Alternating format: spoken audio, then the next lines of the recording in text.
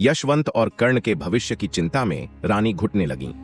दुखी मन से उन्होंने दोनों पुत्रों को अपने पास बुलाया। यशवंत और कर्ण अपनी मां के पास आकर बैठ गए। रानी ने उन्हें गले लगाया और उनके सिर पर हाथ फेरते हुए कहा, मेरे लाल, तुम दोनों मेरी जान हो।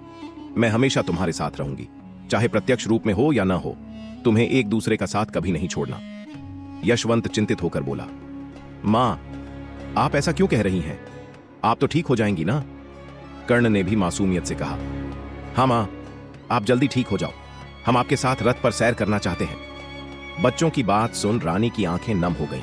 उन्होंने कहा, हाँ मेरे बच्चों, मैं जल्दी ठीक हो जाऊंगी। रानी ने अपनी दासी को राजा को बुलाने भेजा।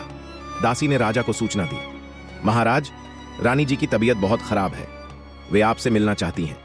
यह सुन राजा विक्रम सिंह तुरंत रानीवास की ओर चल पड़े। जैसे जैसे वे रानी के कक्ष के निकट पहुंचे, उनके हृदय में किसी अनहोनी की आशंका बढ़ती गई।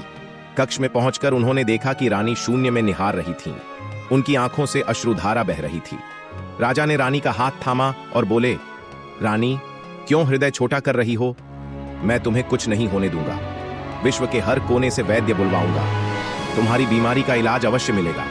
रानी ने दुखी स्वर में कहा, नहीं महाराज, अब कुछ ठीक नहीं होगा।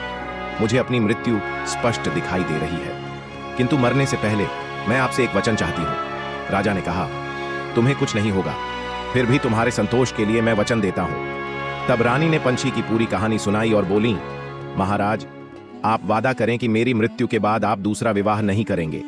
मुझे केवल यशवंत और कर्ण की चिंता है। पता नहीं दूसरी रानी उनके साथ कैसा व्यवहार करेगी।